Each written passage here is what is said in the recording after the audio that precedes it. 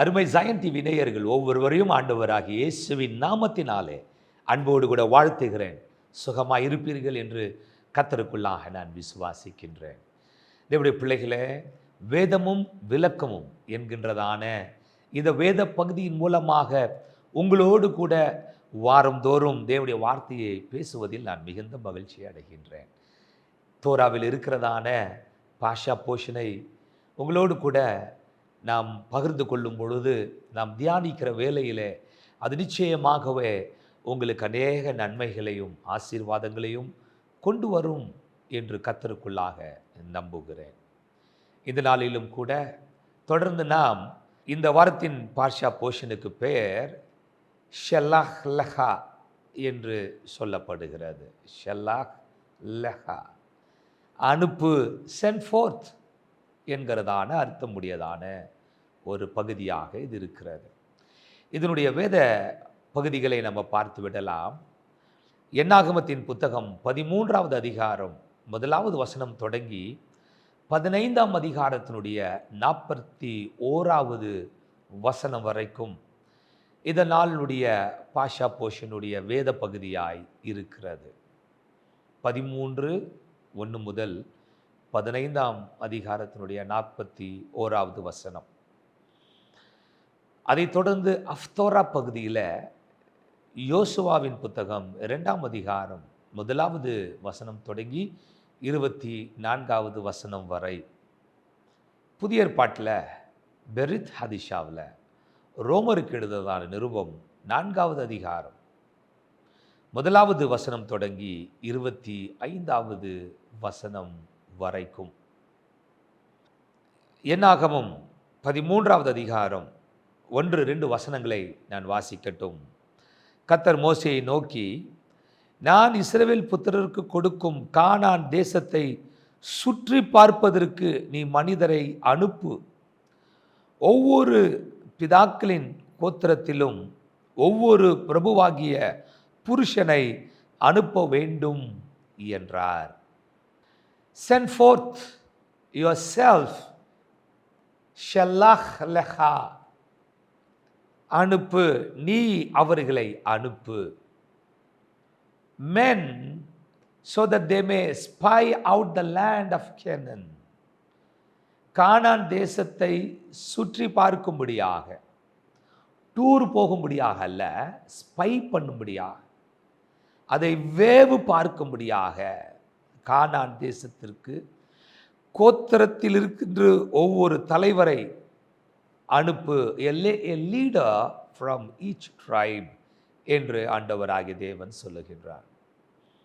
அவருடைய பிள்ளைகளே, 12 கோத்திரம் இருக்கிறது இஸ்ரவேலில். அது ஒவ்வொரு கோத்திரத்திலும் ஒரு தலைவனை, லீடரை எடுத்து ஒரு வேவு பார்க்கிறவனாக, மெராக்லிம் என்று எபிரேய பாஷையிலே சொல்லப்படுகிறது.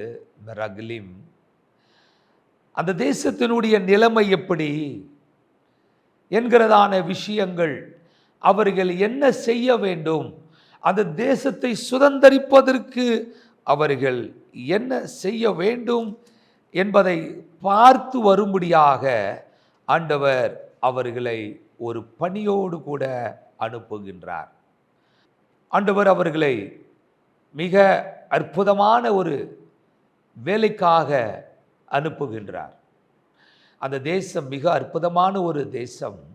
நீங்கள் போய் அதை சுற்றி பாருங்கள்.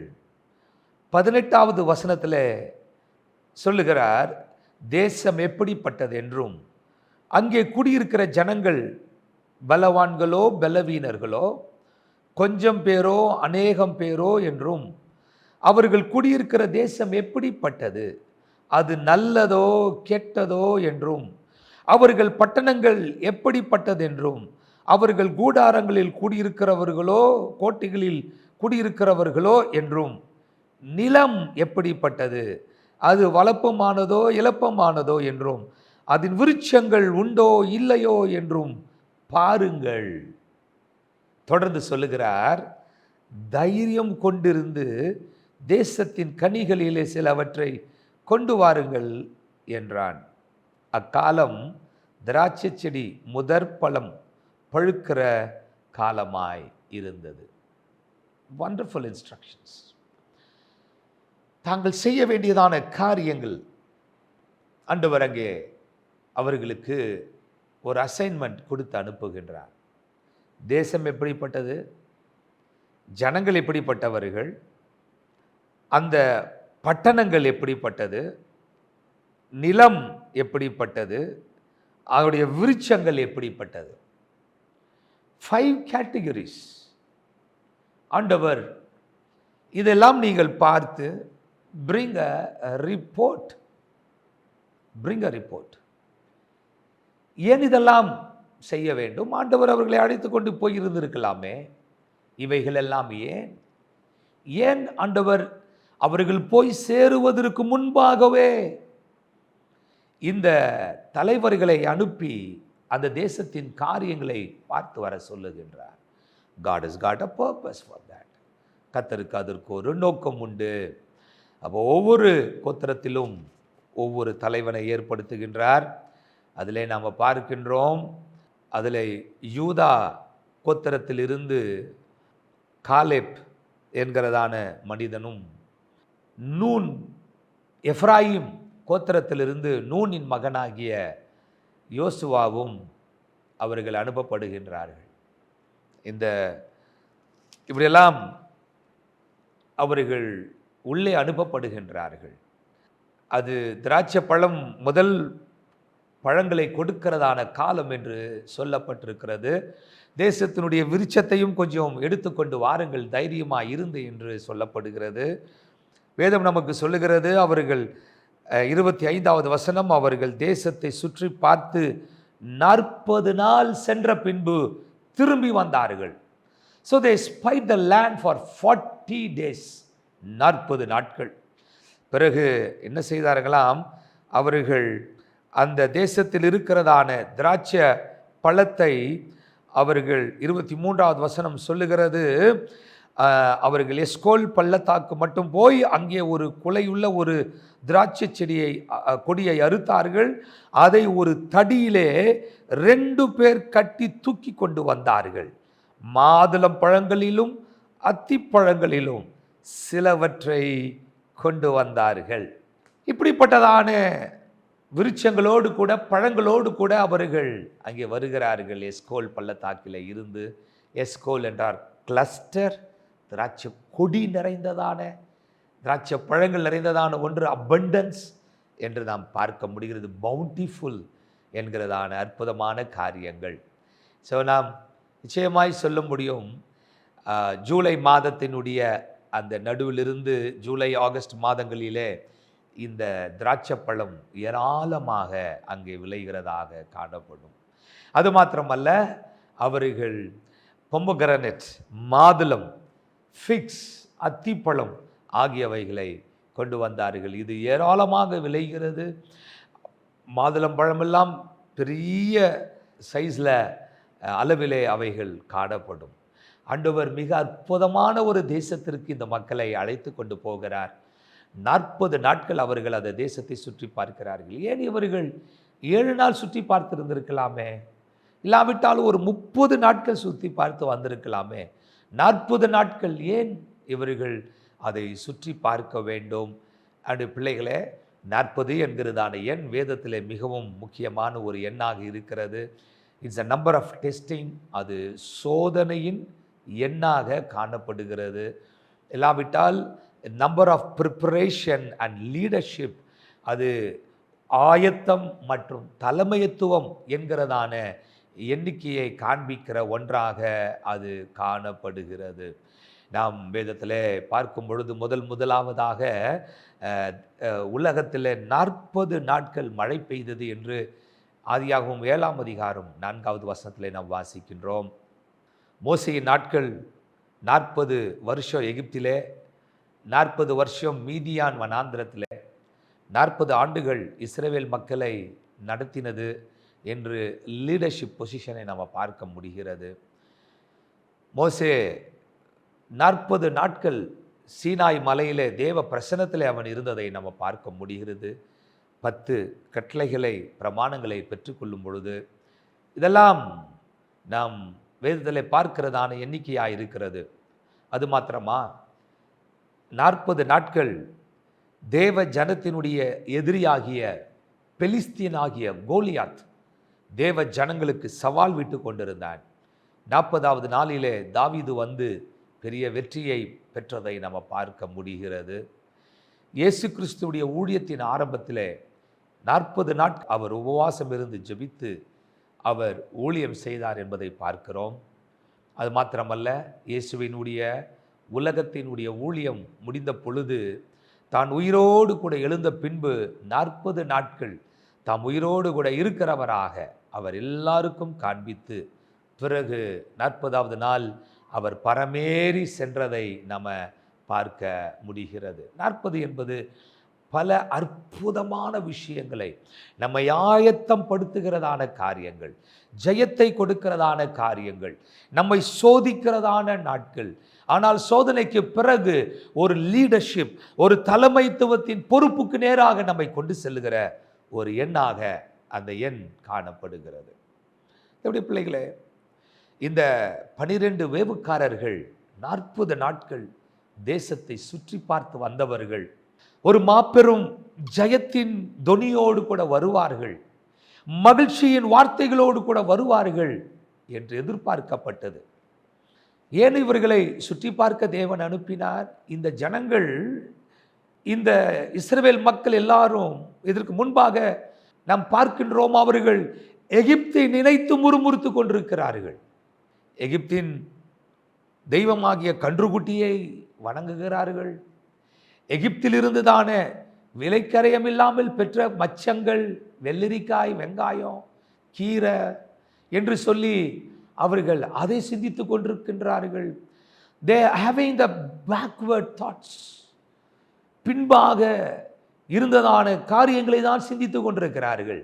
இப்பொழுது இந்த வேவுக்காரரை அனுப்பி தேசத்தின் காரியங்கள் எல்லாம் அவர்கள் பார்த்து வந்தார்கள் என்றால் அந்த தேசத்தின் காரியங்களை குறித்து அவர்கள் பேசுவார்கள், ஜனங்களுக்கு முற்போக்கான சிந்தையை கொடுப்பார்கள் என்று சொல்லி ஆண்டவர் இந்த 12 வேவுக்காரர்களை அனுப்பினார். ஆனால் அந்தோ பரிதாபம், வந்ததான 12 பேரிலே 10 பேர் ஜனங்களுக்குள்ளாக பயத்தை உட்புகுத்தினார்கள்.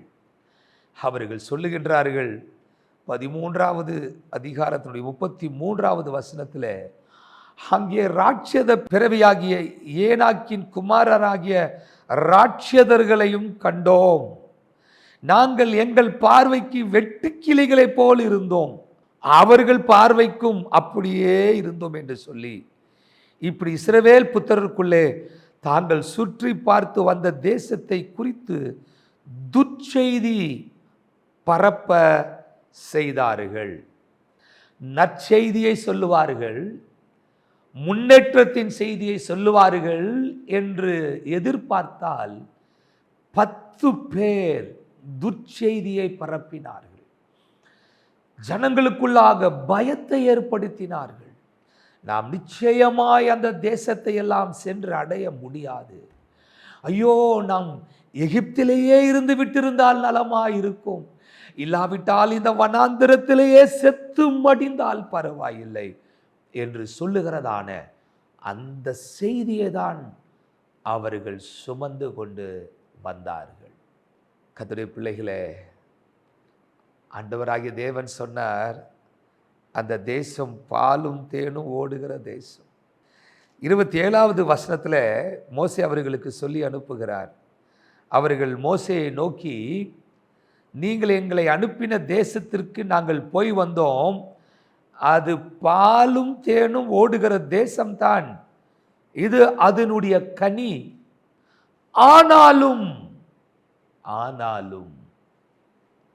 இதுதான் அநேக விசுவாச மக்கள், கிறிஸ்தவர்கள் என்று அழைக்கப்படுகிற so called Christians, so called preachers செய்கிறதான மாபெரும் தவறு. அவர்கள் மோசேயை நோக்கி சொல்லுகின்றார்கள், நீங்கள் அனுப்பின தேசத்திற்கு போய் வந்தோம், அது பாலும் தேனும் ஓடுகிற தேசம் தான், இருக்கட்டும் பரவாயில்ல, அது ஒரு பக்கம் இருக்கட்டும், ஆனால் நம்மால் அந்த தேசத்திற்குள் போக முடியாது. அந்த தேசம் பலவான்கள் இருக்கிற தேசம், அரணிப்பான தேசம். அங்கிருக்கிறவர்கள் எல்லாம் மிகவும் பெரியவர்களாக இருக்கிறார்கள். ஏனோக்கின் குமாரரை கண்டோம், ராட்சதர்கள் அவர்கள் என்று சொல்லி அவர்கள் நல்ல காரியங்களை என்றாலும் அந்த தேசத்தை நாம் சுதந்தரிப்போம் என்று சொல்வார்கள் என்று பார்த்தால், நிச்சயமாய் அவர்கள் சொல்லுகிறார்கள், நாம் அவர்களை ஜெயிப்பது எளிதான காரியம் அல்ல, நாம் அவர்களை மேற்கொள்ள முடியாது என்றெல்லாம் அவர்கள் சொல்லி ஜனங்களுக்கு பயத்தை ஏற்படுத்துகின்றார்கள். அடே பிள்ளைகளே, இன்றைக்கு நான் உங்களுக்கு சொல்லட்டும், தேவனுடைய அற்புதமான காரியங்களை சிந்திக்க வேண்டியதான ஜனங்கள் தேவனுடைய விஷயங்களிலே அவர்கள் தவறான கண்ணத்தோடு கூட பேசுகிறதான அநேக மக்களை இந்த நாட்களிலே நம்மை சுற்றிலும் பார்க்க முடிகிறது. துர்ச்செய்தியை பரப்புகிறதான மக்கள் ஏராளம் உண்டு. நாம் வெற்றி பெற முடியாது என்று அவர்கள் சொல்லுகின்றார்கள். ஆனால் அதில் 2 பேர், யோசுவாவும் காலேப்பும், அவர்கள் சொல்லுகின்றார்கள் 30வது வசனத்திலே, அப்பொழுது காலேப் மோசேக்கு முன்பாக ஜனங்களை அமர்த்தி, நாம் உடனே போய் அதை சுதந்தரித்துக் கொள்ளுவோம், நாம் அதை எளிதாய் ஜெயித்து கொள்ளலாம் என்றான். தேவ பிள்ளைகளே, ஆனால் 31வது வசனம், அவனோடு கூட போய் வந்த மனிதரோ, நாம் போய் அந்த ஜனங்களோடு எதிர்க்க நம்மாலே கூடாது, அவர்கள் நம்மை பார்க்கலும் பலவான்கள் என்றார்கள். காலேப் சொல்லுகின்றார், we can take over, we can overcome, we can occupy. நாம் நிச்சயமாக அந்த தேசத்தை சுதந்தரிக்க முடியும், நாம் வெற்றி பெற முடியும், உடனே புறப்படுவோம், வாருங்கள், let us move forward என்று அவர் சொல்லுகின்றார். ஆனால் மீதமுள்ள 10 பேர் சொல்லுகிறார்கள், வாய்ப்பே இல்லை, ஜெயம் எடுக்க முடியாது. யோசுவாவும் காலேப்பும் அந்த தேசத்தை பார்த்த விதம் வேறே, மீதமுள்ள 10 பேர் பார்த்த விதம் வேறே. தேவனுடைய பிள்ளைகளே, இந்த மீதி 10 பேர் சொல்லுகிறதான வார்த்தையை நீங்கள் பாருங்கள். நாங்கள் 14வது அதிகாரத்தினுடைய 3வது 4வது வசனம், நாங்கள் பட்டயத்தால் மடியும் படிக்கும், எங்கள் பெண் ஜாதிகளும் பிள்ளைகளும் கொள்ளையாகும் படிக்கும், கர்த்தர் எங்களை இந்த தேசத்துக்கு கொண்டு வந்தது என்ன? எகிப்துக்கு திரும்பி போகிறதே எங்களுக்கு உத்தமம் அல்லவோ என்றார்கள். பின்பு அவர்கள், நாம் ஒரு தலைவனை ஏற்படுத்தி கொண்டு எகிப்துக்கு திரும்பி போவோம் வாருங்கள் என்று ஒருவரோடு ஒருவர் சொல்லிக் கொண்டார்கள். தேவஜனமே, எகிப்துக்கு திரும்பி போவதிலே சிந்தையிலே அவர்கள் அங்கதான் இருந்தார்கள், இருதயத்திலே அங்கதான் இருக்கின்றார்கள். இப்பொழுது மாம்சத்தின்படி அங்கே போகும்படியாக விரும்புகின்றார்கள். அவர்கள் திரும்பி போவது மாத்திரமல்ல, தங்களுக்கு ஒரு தலைவனை ஏற்படுத்தி கொள்ள வேண்டும். எப்படிப்பட்ட தலைவன்? அவர்களை மீண்டும் எகிப்துக்கு அழைத்து கொண்டு போகிறதான, பின்மாற்றத்திற்கு அழைத்து கொண்டு போகக்கூடியதான ஒரு பொல்லாத ஆவி நிறைந்தவனை தான் தங்களுக்கு தலைவனாக ஏற்படுத்தி கொள்ள முடியும். பிசாசு தான் அப்படி செய்வான், பிசாசின் ஆவி உடையவன் தான் அப்படி செய்வான். மீண்டுமாக அப்படி போகும்படியாக அவர்கள் தீர்மானிக்கின்றார்கள். தேவ பிள்ளைகளே, இவர்களுடைய கூக்குரல் எல்லாம் என்ன தெரியுமா? இவர்கள், நாங்கள் மீண்டும் அந்த எகிப்துக்கே போக வேண்டும் என்று அவர்கள் சொல்லுகின்றார்கள்.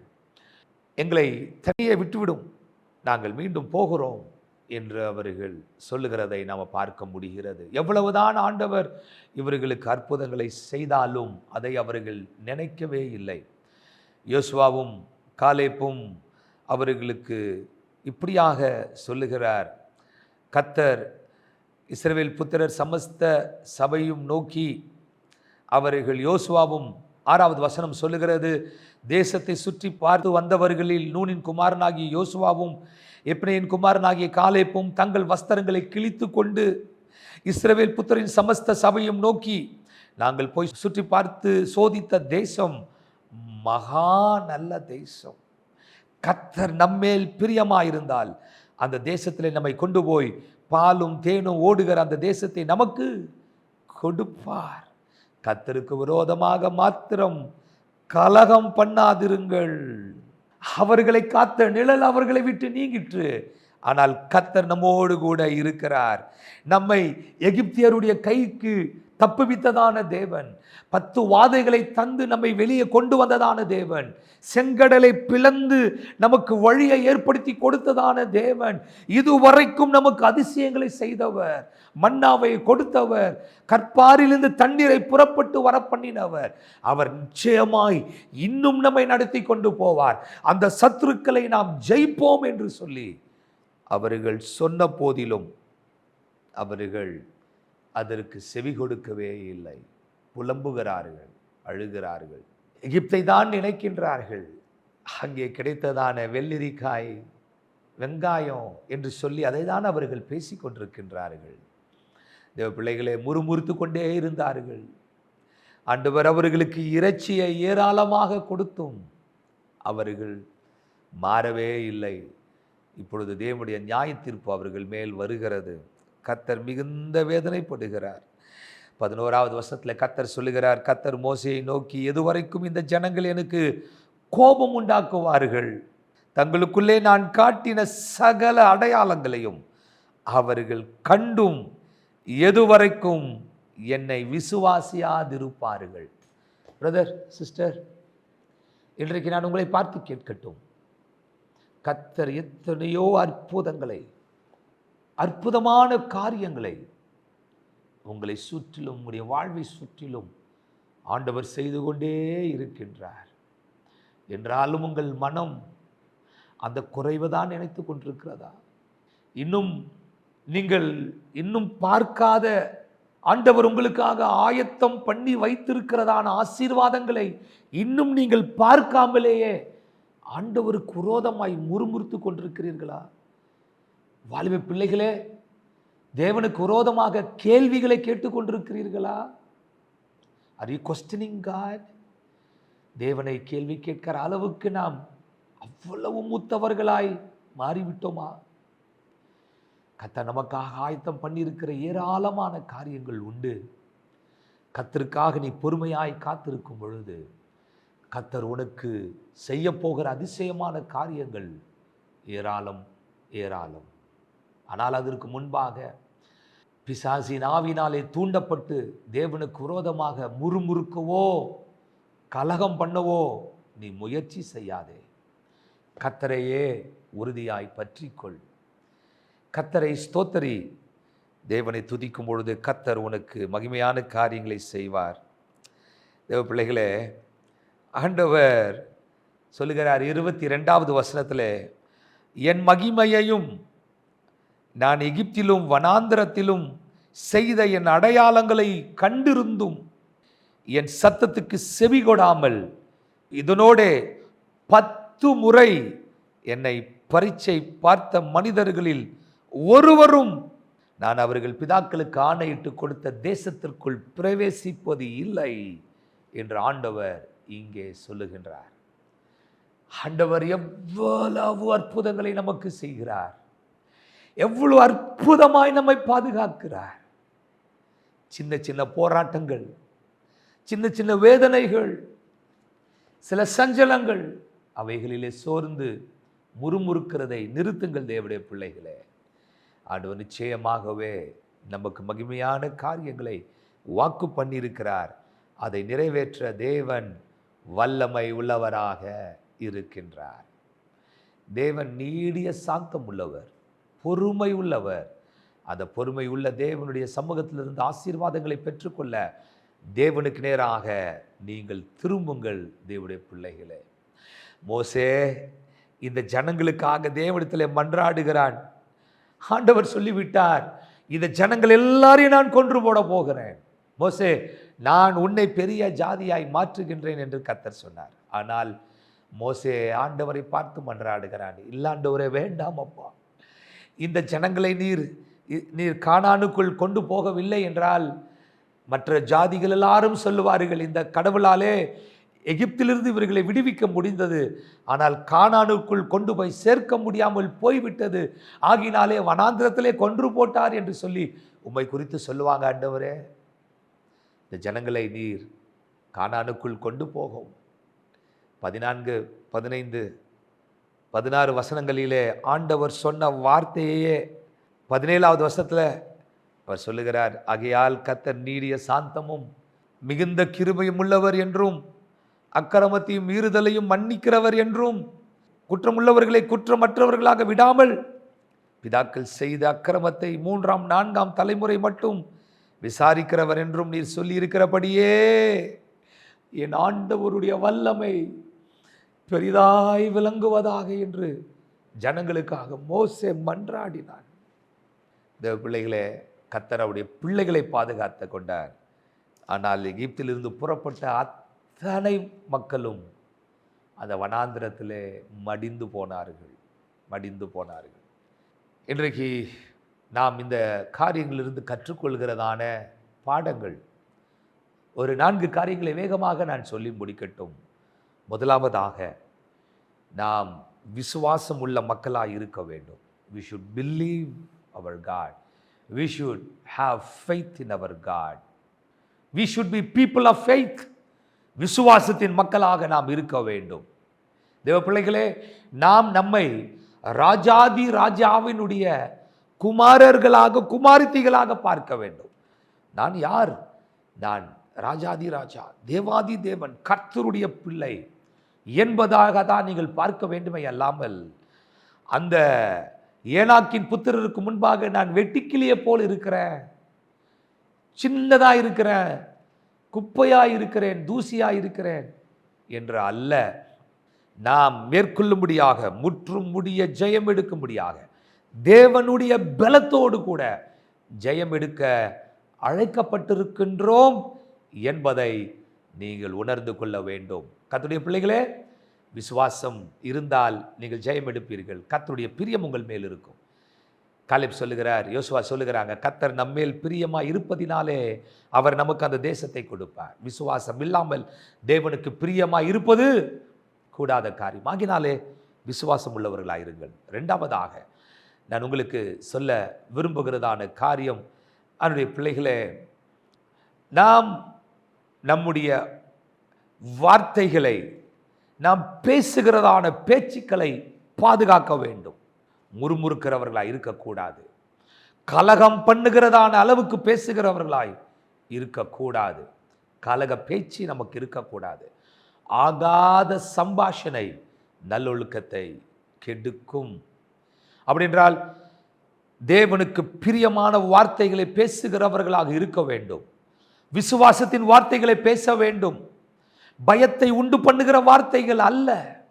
நாம் விசுவாசத்தின் வார்த்தைகளை சொல்லுகிறவர்களாக இருக்க வேண்டும். ஏனென்றால் நம்முடைய சத்தத்தை, நாம் பேசுகிறதை கர்த்தர் கேட்கிறார். அந்த ஜனங்கள் பேசுகிற பேச்சை கேட்டு கர்த்தர் சொல்லுகிறார், இவர்கள் பேசுகிற பேச்சு எனக்கு கோபத்தை உண்டு பண்ணுகிறது. அவர்கள் பேசினதை நான் கேட்டேன், எனக்கு கோபம் மூண்டது. அதனாலே நாம் நம்முடைய வார்த்தைகளை மிகுந்த கவனமாய் பேச வேண்டும். கர்த்தரை குறித்து பேசும் பொழுது, தேவனுடைய ஊழியக்காரனை குறித்து பேசும் பொழுது, தேவனுடைய சபையை குறித்து பேசும் பொழுது நம்முடைய வார்த்தைகள் மிகுந்த கவனம் உள்ளதாய் இருக்க வேண்டும். 3வது குறிப்பு, நாம் இங்கே பார்க்கிறதான விஷயங்கள், நாம் இதுவரைக்கும் சிந்தித்து தியானித்த காரியங்களிலே நம்முடைய வாழ்விலே ஒருவேளை அவிசுவாசம் இருக்குமே என்றால், தேவனை நம்புகிற காரியங்களிலே குறைபாடு இருக்குமே என்றால், அதிலிருந்து நாம் மனம் திரும்ப வேண்டும். We need to repent of our unbelief. அவிசுவாசத்தை விட்டு மனம் திரும்பி, ஆண்டவரே என்னை மன்னியும், என் அவிசுவாசத்தை என்னை விட்டு நீக்கும், என்னை விசுவாசம் உள்ளவனாய் மாற பண்ணும். நான் பின்மாற்றத்துக்குள் போகக்கூடாதப்பா, நான் முன்னேறி செல்ல வேண்டும் என்பதை நீங்கள் கேட்க வேண்டும். கர்த்தர் என்ன சொல்லுகிறாரோ அதன்படி செய்ய நாம் கற்றுக்கொள்ள வேண்டியது அவசியமாக இருக்கிறது. 4வது காரியம், தேவனுடைய பிள்ளைகளே, நாம் தாழ்மை உள்ளவர்களாய் இருக்க வேண்டும். We should be humble people. மற்றவர்களுக்காக ஜெபிக்க, மற்றவர்களுக்காக அவருடைய நலனுக்காக விண்ணப்பிக்கிறதான அளவிலே நாம் தாழ்மை உள்ளவர்களாக இருக்க வேண்டும். மோசே ஜனங்களுக்காக அவன் ஜெபித்தான். யார் இந்த ஜனங்கள்? இவர்கள் மோசேக்கு விரோதமாக, அவனுக்கு விரோதமாக, அவனுடைய குடும்பத்துக்கு விரோதமாக, அவனுடைய வாழ்க்கைக்கு விரோதமாக முறுமுறுத்த ஜனங்கள் என்றாலும் மோசே அந்த ஜனங்களுக்காக தேவனை நோக்கி அவன் வேண்டுதல் செய்கின்றான். அவன் ஜனங்களுக்கு முன்பாக அப்படியே சாஷ்டாங்கமாய் விழுந்தான் என்று கூட வேதம் நமக்கு சொல்லுகிறது. சபையாருக்கு 14வது அதிகாரம் 5வது வசனம் சொல்லுகிறது, அப்பொழுது மோசேயும் ஆரோனும் இஸ்ரவேல் புத்திரரின் சபையாராகிய எல்லா கூட்டத்தாருக்கு முன்பாகவும் முகம் குப்புற விழுந்தார்கள். ஓ, எவ்வளோ பெரிய லீடர், எவ்வளோ பெரிய தேவ மனுஷன்.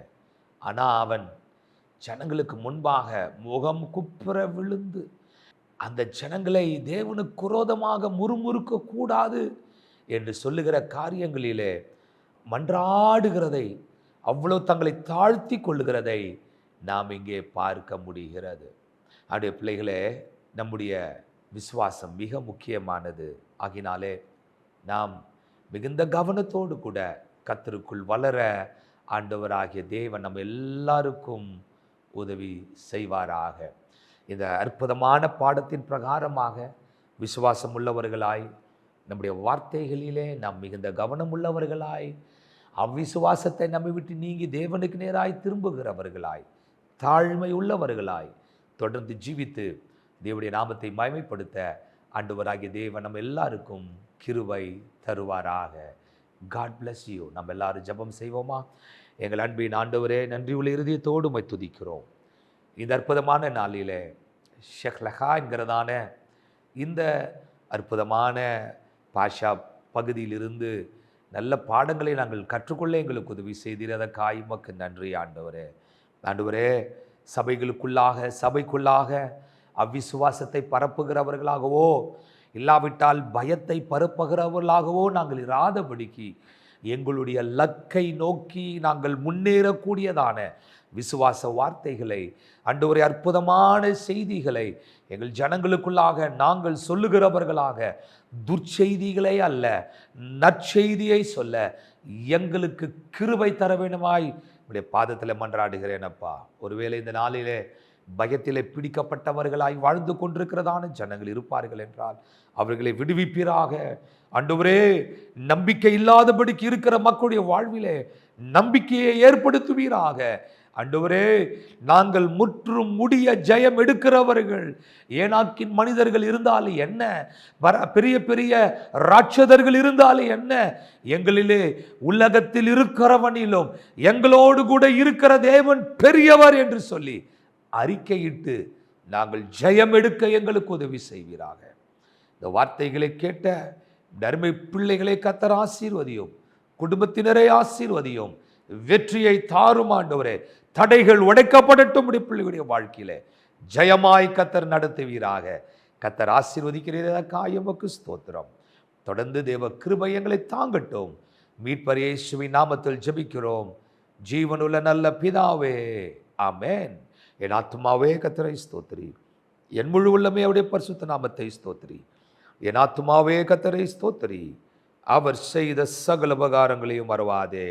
ஆமென், ஆமென், ஆமென். Shalom and God bless you. Take care.